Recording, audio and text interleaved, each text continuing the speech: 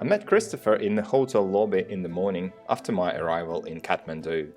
He came to Nepal to climb Mera Peak with the same climbing agency as me. But as it turned out, the pass towards Mera was still covered in snow and closed for climbers. As an alternative, he was offered to climb the same peak as I set out to attempt, Imja Tse, or as foreigners call it, Island Peak. To my surprise, he didn't hesitate for a second and immediately agreed with a change of plan. I had been thinking about Imja Tse for a very long time, and my original intention was to go to Nepal in October, but the circumstances forced me to go in the spring season instead. The winds of fate brought us together as a group, united by the same desire to set our foot on the top of this mighty 6,000er.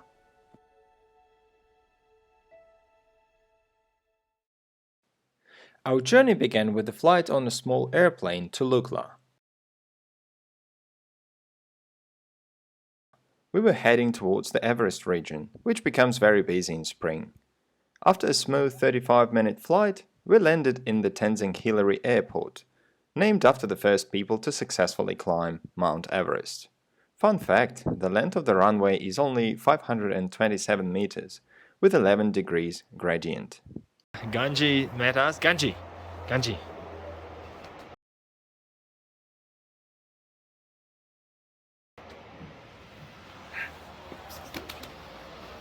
Ganji.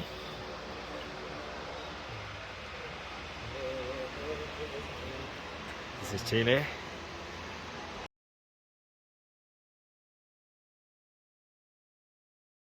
After having our first masala tea, we started our trek, which lay among countless little villages. We immediately immersed ourselves in the rich Nepalese culture, which is closely intertwined with religion. The highlands of the Everest region are the realm of Buddhism. On the way we could see countless prayer wheels of all sizes. The only correct way to spin them is clockwise. Buddhist stupas were beautifully rising among the hills, and colored flags with sutras were waving in the wind. Often we could see the large rocks with prayers engraved in Sanskrit.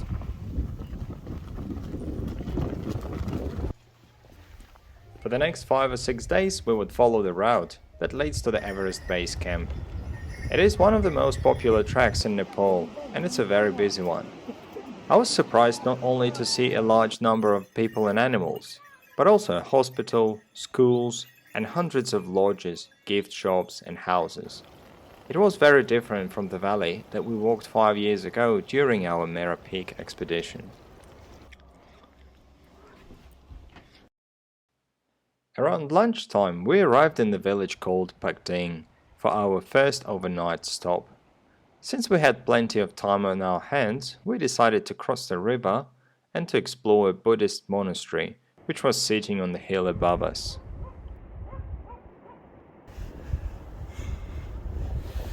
Found a friend in the monastery.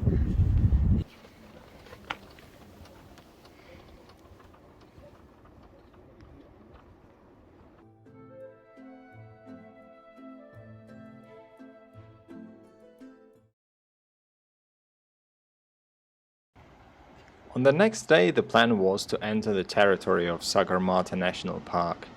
Sagarmatha is a Nepalese name for Mount Everest. Just arrived at the checkpoint. Sagarmatha National Park. Get some paperwork done and then we head off. At the entrance to the national park, we saw a 3D map of the region, which gave us a good idea of the route. The trek was winding and we had to cross the river multiple times. Suspension bridge. The views from the suspension bridges were stunning, and at some point I got carried away.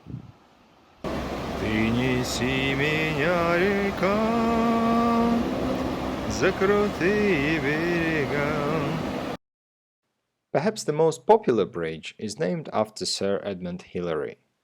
In fact, there was another bridge underneath, which was broken. From the bridge the route leads all the way up to Namche. It is about 400-500 vertical meters of a nice and steep ascent. There was surprise waiting for us halfway to Namche. The first sight of Mount Everest.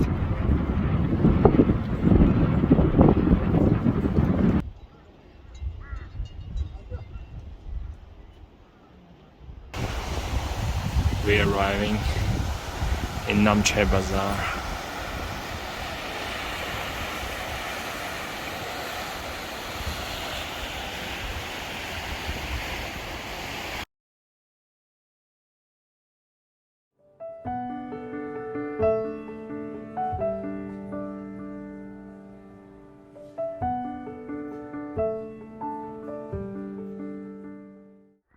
This is our lodge. I didn't feel great yesterday after arriving to Namche, but I feel much better now.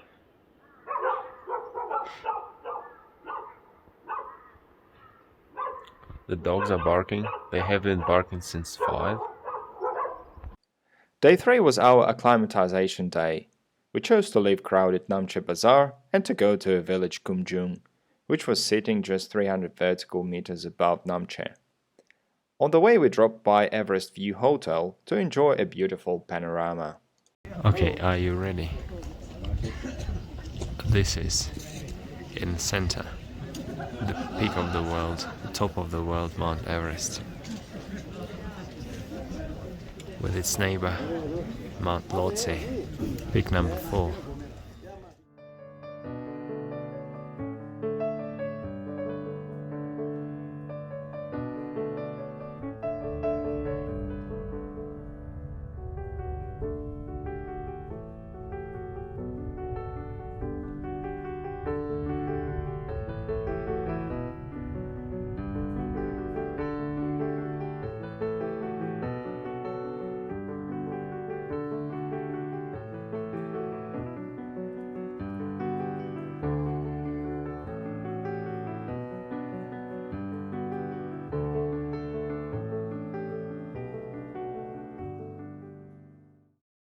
We arrived in Kumjung at noon so we could rest the second half of the day. Oh, beasts. We reached the altitude where you do not see too many donkeys. At this point, yaks take over. Yaks have more body weight, thick fur and a better stamina. They're simply stronger. These guys are heading straight to the base camp. Well, the tee shot will not clean itself, right? Someone has to do it. That's right, we got a good opportunity today. Brand new.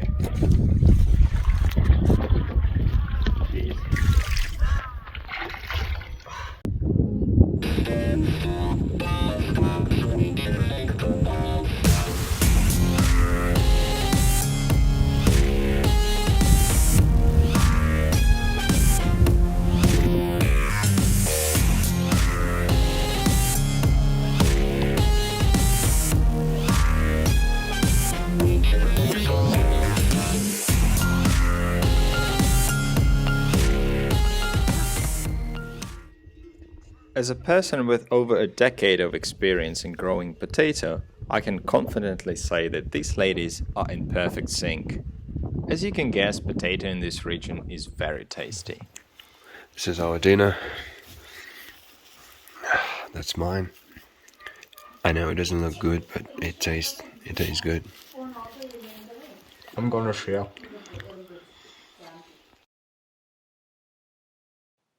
Next morning we had Tibetan bread with honey for breakfast. I was waiting for this moment for 5 years. XM. Shortly after we started our trek to the village Pangboche, which was sitting between the villages of Tiangboche and Dingboche, and just beside the mountain Tobuche, which makes it very easy to navigate in this area. Our hike started with a long descent, which implied a long ascent afterwards. Going up and down helps to get better fitness and better acclimatization, as the body must adjust to changes in altitude. At lunchtime, we arrived in the village Tiangboche, which is famous for its monastery. We had lunch with a view of Mount Everest, Lhotse, Nuptse and Amada Blanc, though it started to get cloudy. Enjoy your meals. We got chicken noodle soup.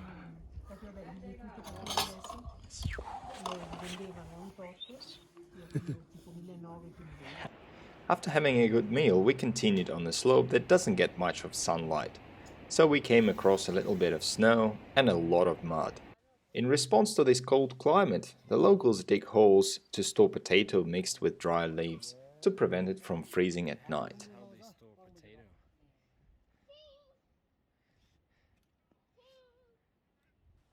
There is no shortcut to experience.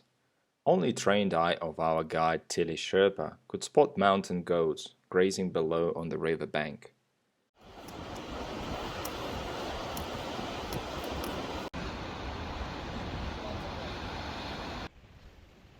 Soon after we reached Bangboche and took a well-deserved rest.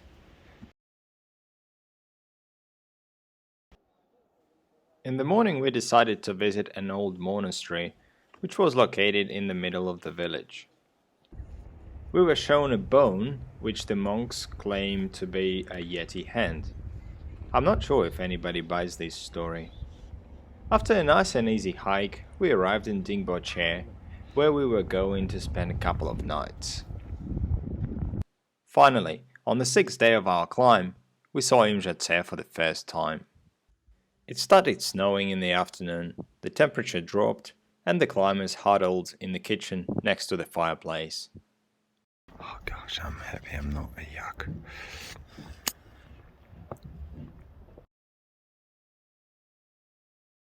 Good morning. This is what we're dealing with today. This was my face when I saw the weather today.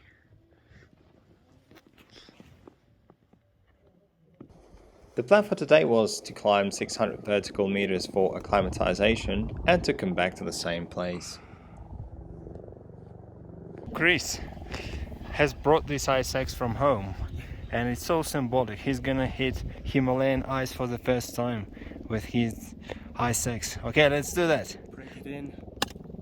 Well in. Nice. So Christopher's trying to overcome the cloudy weather and take the pictures of 8,000 called Makalu. It's a beautiful mountain. Amada Blanc. It looks totally different from this angle, and it looks far more intimidating. You can probably see in the center, this is our village, Dingboche. They totally forgot about me. Just left alone on this mountain. By the time we came back to Dingboche, the snow was almost completely gone.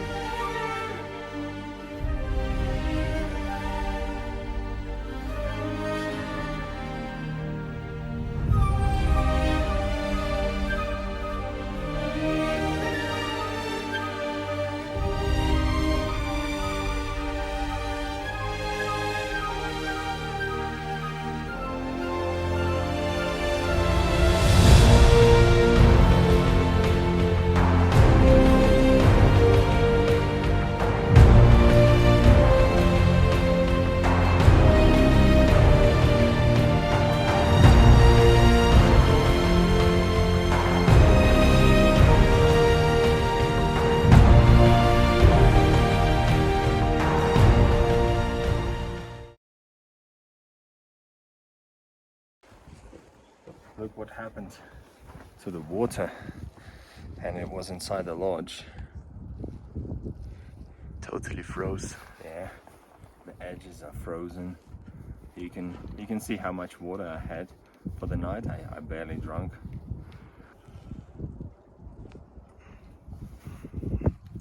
Nice, warming up here from inside.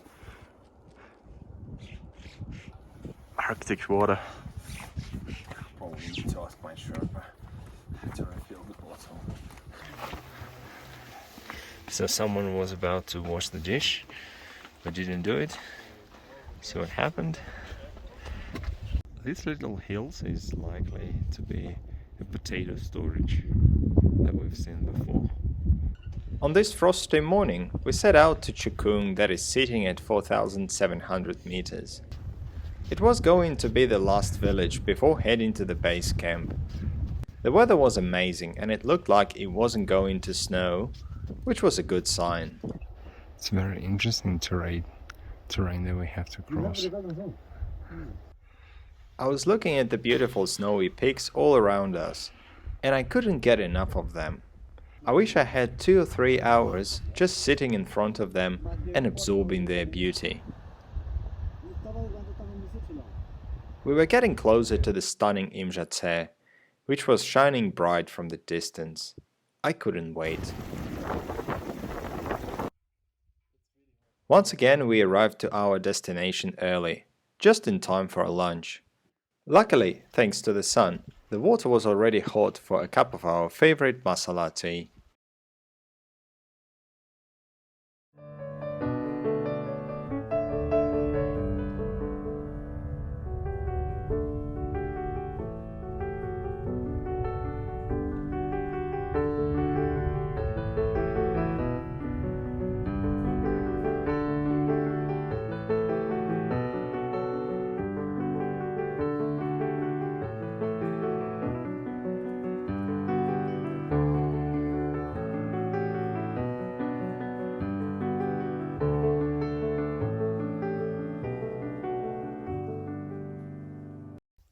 Good morning, Chukung. My water froze again. This time there was a lot more ice of a very peculiar shape inside the bottle. We started the day with brushing up our mountaineering technical skills. After completing a few ascents and descents on a training slope and adjusting and testing our gear, we left Chukung for the base camp of Imja Tse. Okay, let's go. On this gorgeous day, we often stopped to gaze on the south face of Lhotse and Nuptse. On the way to the base camp, we bumped into someone whom I wanted to see for the longest time. Dendi Sherpa was our guide 5 years ago, and he helped us summit Mera Peak. इमा चाहिँ के आइजन्थ्यो म त 16 दिनको हो ए बसे बसे 17 दिन गरेर त्यो बुढोलाई बाख्राले मैले त्यसको भन्दा 16 दिनको मात्रै बजिरहेको थियो ये गए वो तो क्या वाला दिन चाहिँ दिनु This year he led another small group to Mera and Imja Tse, and they successfully topped both. We agreed to meet on our return in Kathmandu and continued our march. As we were walking down the spectacular ridges, I started noticing that Chris's face was turning pale. He started coughing a little too often. His movements were lethargic. He had not felt great in the morning, but after gaining moderate 300 meters, his condition worsened. When we arrived to the base camp, he collapsed into the tent and required some help to put his shoes off and to get inside the sleeping bag. Immediately he fell asleep and left me wonder if the summit bid was on for him. I probably felt a bit high altitude sickness, like, getting headache, no appetite, feeling like you want to vomit, just no energy. At that time, my prediction was that his chances of recovery before the summit bid were 50-50. I took a walk around the base camp and started preparing myself for either outcome. And I had like this 50-50 feeling. Let's see how the sleep goes when we wake up around 12 o'clock. If I feel like I have this energy, I give it a try. I recalled a similar story that happened to me on Elbrus in 2016. After an unsuccessful attempt, I had gone back to the camp. I had put my emotion and frustrations aside and prepared myself for another attempt within about 12 hours. Since Chris was young, strong and determined, I hoped for the same for him. Prepare for the worst and hope for the best is what I believe in. After having dinner at around 6 p.m, I wrapped myself into 2 sleeping bags and fell asleep after about an hour of attempts to calm down and relax.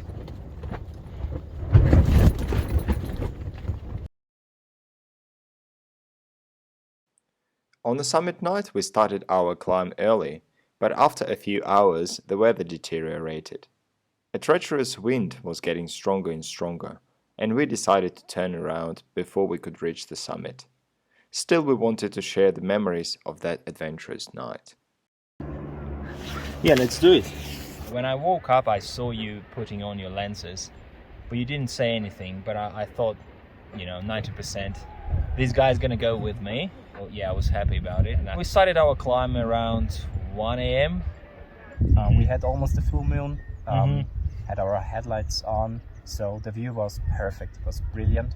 I knew that the climb is going to be steep, and it was steep, but you started with traverse, as you said, and I really enjoy traverse because I can keep my energy consumption like at really low level, and I can still progress, so I really enjoyed that. But then it switched to a rock climbing part, and this is where it became a little bit more challenging.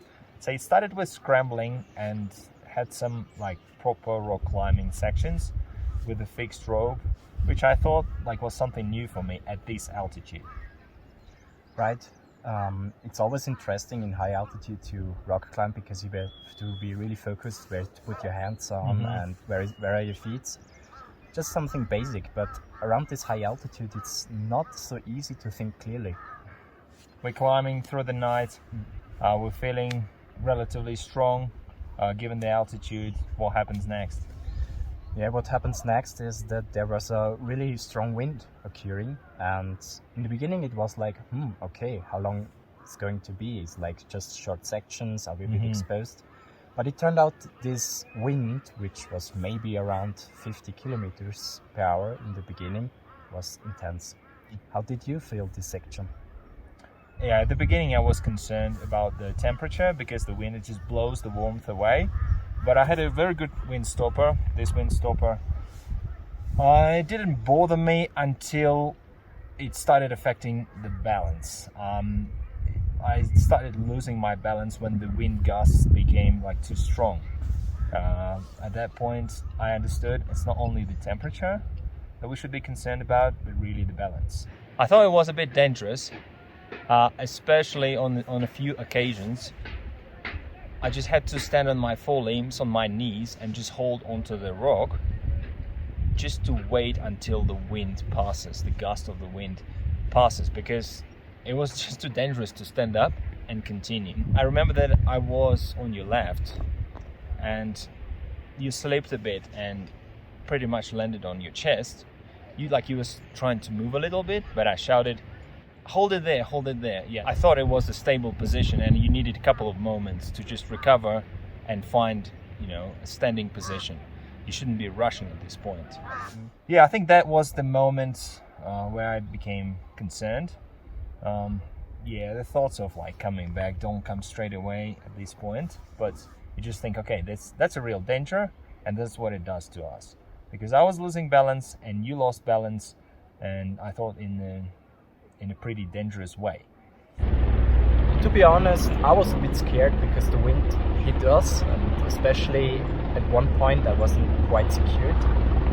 So it was a little bit difficult to make this call, but if you don't know what's coming, and I was thinking about descent a lot, because if the wind gets stronger, the descent would be horrific.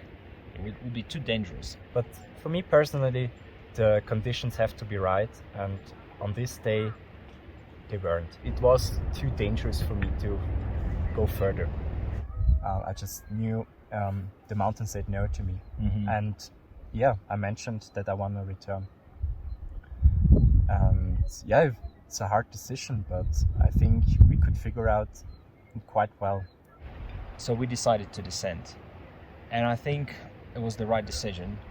Luckily, at that altitude, my brain wasn't foggy. I thought really straight and clear, and I think the decision making was really cold. Today should not be the day the mountain said no. And to be honest, I was really, really happy about this decision. How long did it take us to descend? I think I would say maybe approximately 2 hours.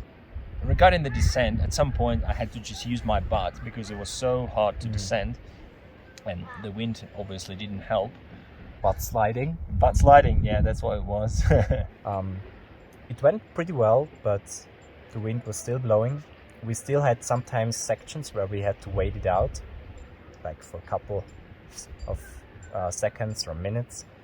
And I think I literally took one video closer to the base camp, and there is nothing. That was the first summit night, like with no footage. Yeah, we're almost descended. This is Imja Lake.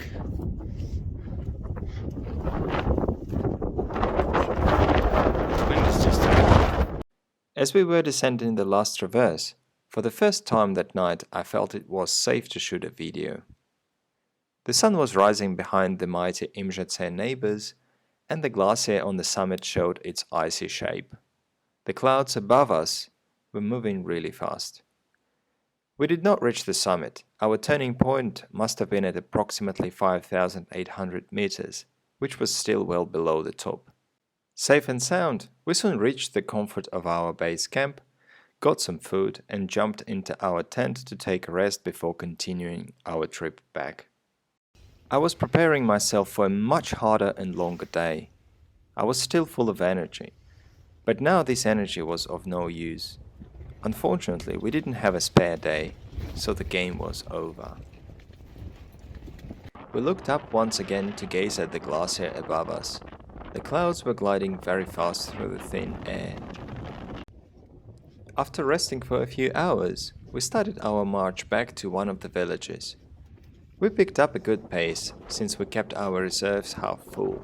So this is a massive south face of Lhotse, and it's not a time lapse, so the clouds are moving in real time. I'll just hold it for a few seconds, and yeah, the silent peak. Only God knows how strong the wind is up there. We would often stop to observe snow spindrifts on the neighboring mountains, and we would wonder what calamity we had just avoided higher up. Oh boy, did we make the right decision. Later on we've learned that Imja Tse shares the same water system as Everest and Lhotse, which means that it sometimes receives echoes of the winds blowing from the highest peak on the planet. In the next couple of days we were supposed to return to Lukla, with a one-night stopover at Namche Bazaar. The weather was mockingly perfect. When we paused for lunch at Tingba Tse, we were treated to the most immaculate view of Mount Everest, Lhotse, Nuptse, and Amada Blam. I had never seen Mount Everest without a snow plume, even in pictures. I always thought it was an essential part of the mountain. This observation only confirmed one thing for me. There was absolutely no wind up there. Oh boy, had we climbed on the wrong day.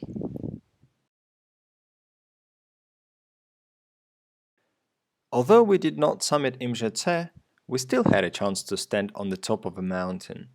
As part of our preparation, we climbed an acclimatization peak called Nagarjun. But before you laugh, let me tell you this. Nagarjun stands at an altitude of 5,083 meters, higher than any mountain in the Alps. Made it to the first summit, around 5k. Here's Andre and beautiful view, some Italian guests and all around the world. And the flags waving. We're good and healthy. This is our master, Tere Sherpa, standing on the top of the mountain. It's a fantastic view from the top. Life doesn't get much better than this. Fantastic. As white as it gets.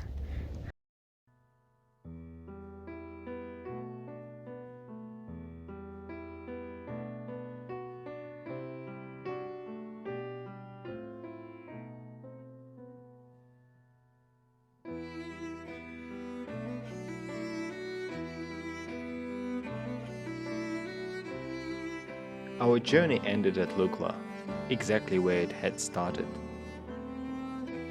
We saw the most beautiful peaks of the Sagarmatha region, met its beautiful people, put great effort into preparation and acclimatization, and we were ready to dig deep on the summit night. However, the Winds of Imja Tse, the forces of Mother Nature, did not allow us to stand on the top this time. I must accept and respect this. But I left with a feeling that I have a few hundred meters of unfinished business. I cannot predict if fate will allow me to complete this mission someday. But I never say never, because I know what I'm like.